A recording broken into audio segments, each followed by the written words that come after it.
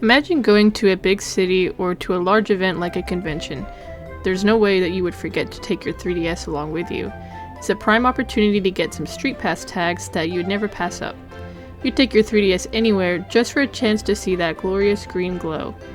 Friends, acquaintances, and strangers joining your game from places near and far. That's what it was like back in the heyday of the Nintendo 3DS. But what exactly is StreetPass, and why was it so revolutionary? That's what I want to dive into today, looking at the history of StreetPass on the 3DS and its legacy. So, what is StreetPass? StreetPass is a feature introduced with the Nintendo 3DS as a means to connect to other 3DS owners and introduce new things to do within games. It works by first putting your 3DS in sleep mode, closing the cover on a traditional 3DS or flicking the sleep switch on a 2DS. Then you can safely place it into a bag or a pocket and walk around with it. When you pass by another 3DS owner within radius, you'll connect as easily as that. Sometimes it can be finicky, like sometimes when I was hanging out with friends, we would place our 3DSs stacked on top of each other's and wait for a StreetPass tag to happen.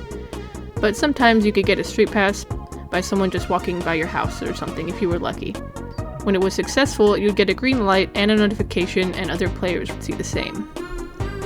StreetPass was likely inspired by Bark Mode in Nintendogs on the DS, a feature that allowed players to interact with each other's dogs using LAN connectivity. Some DS games were beginning to use LAN and infrared communications to connect players faster than ever before, but this technology was fully realized with StreetPass on the 3DS. Certain 3DS titles supported StreetPass for some features in the game. Typically, you could pass by someone and then see their player in a game that you both played. This might unlock more features for you.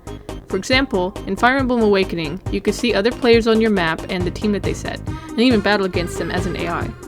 In Animal Crossing New Leaf, you could see the houses of players you passed by and purchase items from their houses to use in your own. You could even send items or another Mii to someone else's island in Tomodachi Life. None of this stuff was necessary at all. You can play any game on the 3DS without ever using StreetPass. But it was an excellent way to expand the world of your games and interact with not only your friends, but also people you didn't even know who just so happened to like the same games as you. StreetPass is amazing with how it brings players together within games. But did you know that it went even further? My favorite StreetPass event was one that happened in Pokemon Omega Ruby and Alpha Sapphire. If you're a Pokemon fan, you've probably heard of the Eon ticket. This event-only key item would give you the Pokemon Latias or Latios, either one that you didn't already get in your game. The original Eon ticket for Ruby and Sapphire was distributed in 2003. It was a physical item and you had to use the e-reader to access it in the game. As you can imagine, it was limited and kind of hard to get. When the remix for the Hoenn games came out, a new strategy for distributing the Eon ticket would have to be thought of. So in comes StreetPass. This event in 2014 and 2015 was dubbed the Great Eon Ticket Relay, as the ticket could be obtained by passing someone who already had it via StreetPass. I remember this event pretty well since I was worried that I wouldn't get it. I lived far from any cities as a kid, so if I wanted any StreetPass, it would have to wait until I had an opportunity to go somewhere. I think I was probably in the city for a belated birthday event or something when I finally did get it. I was in the backseat of the car when I saw it come up, so it must have been from someone driving past. This was on January 10th, 2015, as you can see by the Latios that I caught. So, it would have likely been my last chance to try and get this before it ended on the 14th. However, it would have been the end of it all since there was a mystery gift code released for the Eon ticket in February of that year. For just 3 days, if you didn't get the chance to get the Eon ticket via StreetPass, you can get it this way. But it was one hell of an experience to get it with StreetPass. I still really enjoy when Pokemon distributions find ways to be creative like this. Other events were things like occasionally getting a special Mii character via StreetPass. Nintendo also hosted StreetPass weekends and other holidays where you could get StreetPass tags by visiting a Nintendo Zone. Nintendo Zones were hotspots you could connect your 3DS to, by the way. Usually you could get things like demos and videos by connecting to them. But this was nothing compared to the main player in the StreetPass world, the StreetPass Mii Plaza.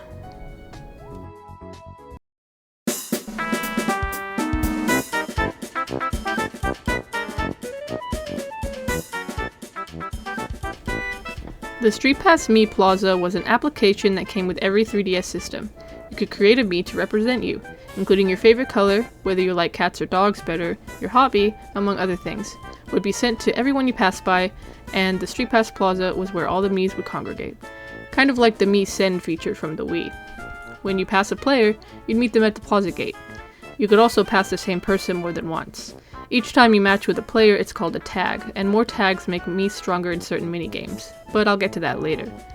The StreetPass Plaza also utilizes play coins. That's a type of in-game currency that you get from walking around with your 3DS. The whole thing just comes full circle, doesn't it? The StreetPass Plaza will see several minigames come out during its prime. I'll touch on each one and share what I think about them. Also, until I started researching for this video, I had no idea that in some territories, the StreetPass games have different names. I'm going to use the names I'm most familiar with, but I'll mention both titles just to avoid any confusion. The StreetPass Plaza came preloaded with 2 games in 2011, Puzzle Swap and Find Mii, also known as StreetPass Quest. These are both pretty simple. Puzzle Swap was about completing tiled puzzles by passing players you met. You get a copy of a puzzle piece that they had that you needed, and once you're finished, your completed puzzle scenes could be viewed in 3D. These puzzles would feature scenes and characters from Nintendo games, of course. There are 2 types of puzzle pieces that you can get. The blue ones, which you can get from players or randomly obtained by spending play coins, or the pink ones, which were only attainable via other players who already had them. I really like Puzzle Swap because it's quick and easy to get into and easy to understand. I've collected so many puzzles on my primary 3DS that whenever I meet someone new, I rarely get anything offered back. If they don't have any puzzle pieces that you also don't have, that's it. Although, Puzzle Swap kinda sucked the first few years, since you literally only got 1 puzzle each time you passed someone. Later, they updated it so you get a chunk of puzzle pieces from 1 person at a time, making it easier to complete sets. It was also great to get a special Nintendo Mii as a visitor because they always had every single puzzle, so it was helpful to fill in some pieces that you needed. Find Mii is an RPG game with Miis. The story is simple. Your Mii is the ruler of a kingdom and you get kidnapped by the Dark Lord. You have to hire mercenaries to save your Mii using the friends that you've gathered with StreetPass. The progression is also simple, but it can get a little harder as the game progresses. Each Mii you pass will join Find Mii as a warrior with the option to either attack or use magic. The Miis also get stronger the more you tag that specific person, making their attack go up. The magic is different depending on what color they wear. For example, if your Mii wears a red shirt, they can use fire magic to attack an enemy. Deeper into the dungeon, you might require different types of magic in order to pass. For example, one time I remember asking my friend if she could turn her Mii's shirt color to white temporarily so that I could get past the dark room area, since only white magic would light up the room. After beating Find Mii twice, you get Find Mii 2, or StreetPass Quest 2, which is basically the same game again, but this time you have to save the monarch, the prince, and the princess. This version of the game is a little longer with stronger bosses and requires you to pick between multiple paths. With play coins, you can either hire a wandering hero mercenary, which is a low-level NPC, or re-summon one of your previously tagged heroes for a bit of a heftier price. Another thing you can unlock are accessories for your Mii to wear, visible by people you pass. In the Find Mii games, you can sometimes unlock new hats by opening chests. The first major update to the StreetPass Plaza was in 2013, adding 4 new games and a new currency for inside the plaza in Plaza Tickets. Plaza tickets can be redeemed for more hats, as well as new customization options for your messages that you send to other Miis. From here, most of the other games on the StreetPass Plaza were paid DLC. Due to the eShop closing, none of them can be bought now, but of course if you bought them before you can still play them. Each StreetPass game was $2.99 to purchase in the United States, but there were other offers where you could get a game for free or save money using game bundles, which I'll talk about later. The new games in Game Pack 1 are as follows. Mii Force or StreetPass Squad. In this side-scrolling shooter game, your Mii is the captain of a space fleet that needs to defeat alien ships, and the people that you recruit can be attached to your ship via pods. Each Mii has a different effect depending on their shirt color. For example, Miis with a favorite color of red are fire cannon attachments, yellow or lightning, etc. They can be rotated through depending on the type of enemies you come up against. However, if they are hit, they must retreat, and if you lose all of your pods, it's game over. Honestly, I just got this game recently and I find it kind of hard. You definitely need a larger group in order to get a better chance at completing the level. This is not my favorite one, but I haven't gotten very far in it yet. I think it takes too long to play, which in my opinion is counterintuitive to what a StreetPass game should present to you. It is fun though, and there's a fair bit of strategy that has to do with where you attach the pods. The enemies are also pretty funny and don't take themselves too seriously. Flower Town or StreetPass Garden. This game is a simple gardening game where you grow different types of flowers. Your goal is to be the master gardener, which requires 20 unique flower species. Your flowers are watered to help them grow by your StreetPass visitors, and you can get different types of seeds by crossbreeding your flower with those of your visitors. You can also decorate your garden with furniture and accessories. This game's pretty good and really cute, but it's kind of short. I didn't really find many reasons to want to continue playing after I discovered all the flowers. Warrior's Way or StreetPass Battle. In this game, you're a ruler who must conquer other countries by building your army and fighting against theirs. The people you pass in StreetPass can either join your army outright, along with everyone in their plaza, or if they have this game, they can offer to battle you in exchange for some warriors. If you pass someone with a way bigger army than you, sometimes they might just offer you some soldiers for free. You can also use play coins to get a few mercenaries to join you. Battles in this game are interesting. You will engage in rock paper scissors style fights, with each choice being a different type of unit with its own strengths and weaknesses to look out for. It's a pretty interesting game, honestly, though a lot of my time actually playing was not actually battling. Really, so much of your time playing this one is spent building your army larger and larger until you can actually challenge the objectives.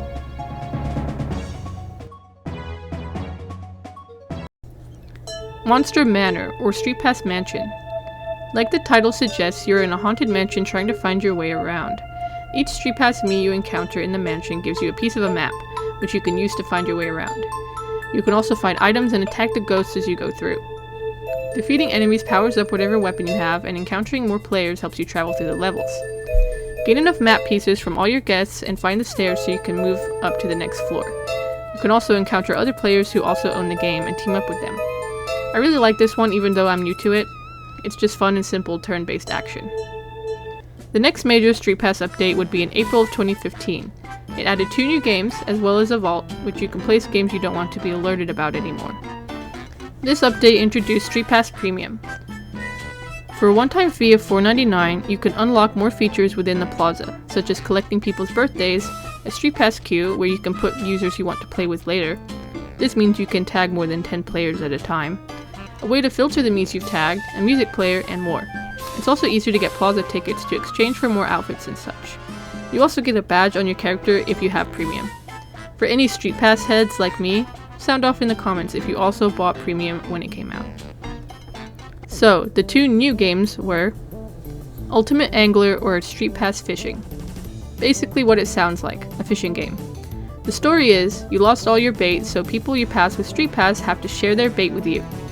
Then, you go and fish together to try and find new and rare specimens. This is another simple and fun game, though this game is most enjoyable if you passed a lot of people in one round. That way you get a larger variety of bait from players and can even mix them to make more. It's not very fun if you just pass one person, because then you can only catch one fish. It may not even be the fish that you want. Although, like with the other games, you can also use play coins to help. When you go fishing, there are different locations and a variety of common and rare fish that you can catch, and you can even store them in a tank that you can decorate as well. Battleground Z or StreetPass Zombies. This is a weird one. You have to save people from zombie attacks in areas in the city. Your StreetPass friends offer you weapons, but they are everyday objects gleaned from whatever they listed as their hobby, so a tablet or a paintbrush or a car or something. You go through each level using these items to clear out the zombies, and it helps to have passed a few people since it means you get more items to use. You can switch between them or replace them if one breaks. Just like with the Manor game, you can also team up with players who own the game, which can be a big help. This game is okay. I feel like it has a similar issue to that of Mii Force, where it takes a while to play because you have to clear whole levels. But I'm new to this one too, and I didn't even know it existed until recently. The weapons are really creative as they all have different attacking styles and strengths. The final major update to the StreetPass Plaza was in September of 2016. It added 4 new games, making the final total of StreetPass Plaza games a whopping 13. 14 if you count the Find Mii games separately. These new games were Slot Car Rivals or StreetPass Slot Racer. In this game, you build and race miniature cars going against your friends, controlled by AI, to see who can win. The controls are simple. You only have to press A to accelerate or let go to slow down, such as when going around a curve. The tracks get harder as you progress, but you can improve your rank and try to be the best and beat the champion. I like this game because it is fast to jump into, but for some reason it's kind of unfair at times. Your friends are often given random cars, but the AI is really good, so they're hard to beat unless you do the track perfectly. Maybe I'm not customizing my cars well enough, but I noticed this on all levels when I first played this one. Market Crashers or StreetPass Trader. This game involves the stock market and trying to get as much profit from it as possible. StreetPass Miis act as analysts who can tell the player when the stocks might rise or fall.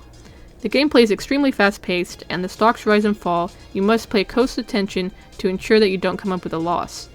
You can use your hard-earned cash to buy items from other companies in the StreetPass world. This game kind of connects all the worlds together, which I think is really neat. I did initially think it was weird to do a game about stocks, but it's actually kind of fun. This time you'd get a choice of either Slot Car Rivals or Market Crashers for free. Of course, you can always buy the other one outright later. The following games in this pack are paid only, but were sold in a bundle, so you could get a better deal on them if you bought them together.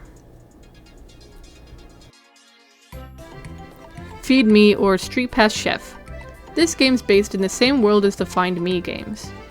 It is a cooking game where you must feed the adventurers before they go out using the ingredients that they bring in and try to match what kind of food they ask for.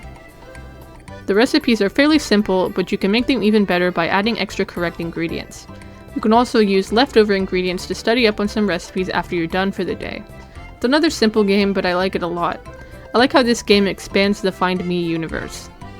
Like some of the others I've mentioned, Feed Me works best if you have a large group of people. If you only StreetPass 1 or 2 Miis, you're likely not going to be able to accurately make whatever dish they're requesting, unless you use play coins to supplement your ingredient stock.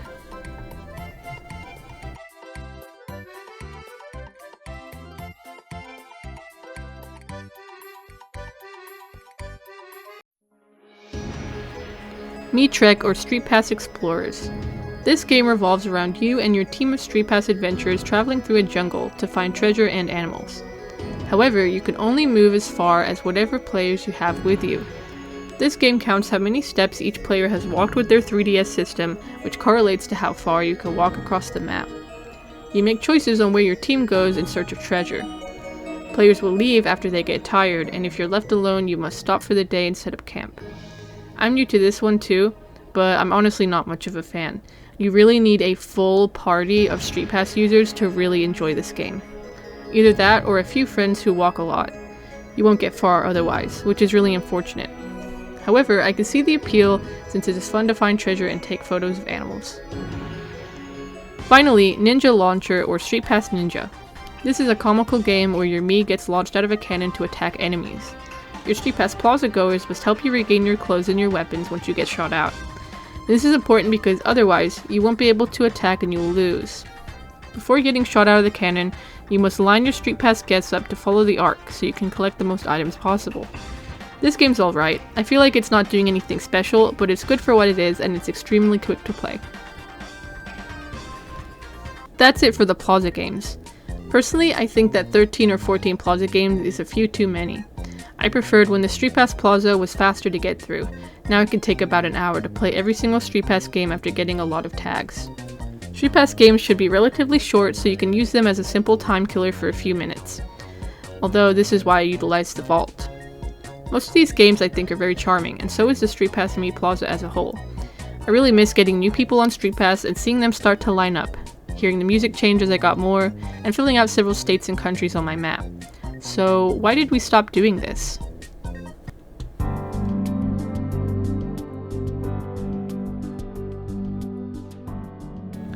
Well, that's not right. StreetPass didn't end. You can still use it today and it still works as intended as long as your hardware still works. But it's obvious, no one uses it anymore. Or at least definitely not as many people as before. I've seen online where people will go to big events or large cities and come out of it with no StreetPass at all. I've seen it firsthand when I take my 3DS places. I have two and I bring them both, only to get myself as a tag. How depressing. So why does no one use it anymore? Well, I'm sure you know the answer. The Nintendo Switch. Pretty much no one is playing their 3DS as often as they're playing their Switch now. The Switch does not have StreetPass or anything similar. You've probably noticed this shift in ideology from the 3DS to the Switch. The 3DS had tons of built-in games and apps that you could utilize even if you did not have a game placed on the console or even Wi-Fi. So did the DSi. But the Switch is more focused on games, not apps. Your home screen consists of only the games you've downloaded or have a cartridge for. The Switch does not have a camera or a drawing app or anything really. And well, that's just the way it is. It is technically a home console anyway. It doesn't need all of these frills, as fun as they may be. Could StreetPass possibly have been added to the Nintendo Switch? Sure, they could have, but would it have worked as well?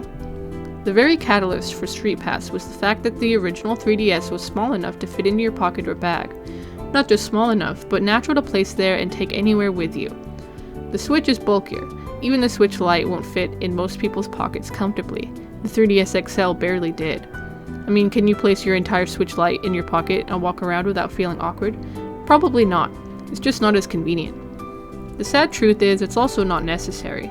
A lot of the features that would have been connected to StreetPass are all internet-based. Like, for example, in a game I mentioned earlier, Fire Emblem. In Fire Emblem 3 Houses, you can send a character to your friends' games by using the internet and you can buy stuff from them like you could before. You can also recruit them temporarily to help you in battle. The truth here is that StreetPass was never necessary, but that didn't stop it from being exciting and fun. I'd even go as far to say that it extended the playtime of a lot of games. It gave you a reason to bring your 3DS out with you, and things to check when you came home. Most importantly though, it created a community. That's the part I really miss about StreetPass on the 3DS.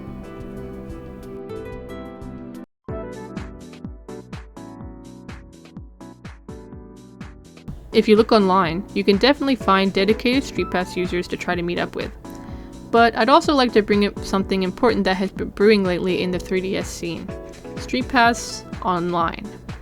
That's right, with the power of custom firmware, you too can get StreetPass from anywhere in the world. The StreetPass Relay from Nintendo Zone is back. By using the pretendo.network, you can connect with your friends globally and get StreetPass tags by being connected to the internet. Another way is by using the app NetPass on your 3DS. By accessing one of few virtual locations, you can get StreetPass tags from other NetPass users. I did this one myself and found it really simple to use. I'll put some links in the description for anyone who's curious about these programs. Don't forget that you need a modded 3DS in order to use them.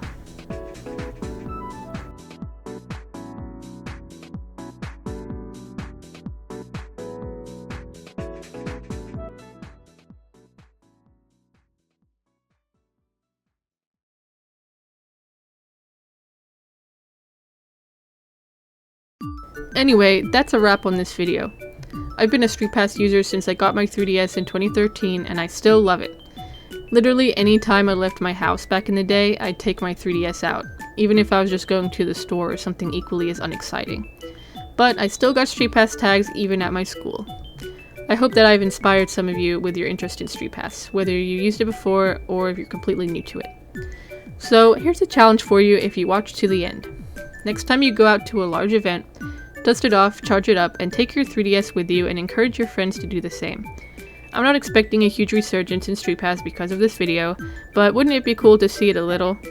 I'm sure many people already wanted to do this, so if you need a reason to do it, here's your reason. Also, share your StreetPass memories in the comments. I'd love to read them. It's weird to be nostalgic for the 3DS era already, but hey, let it happen.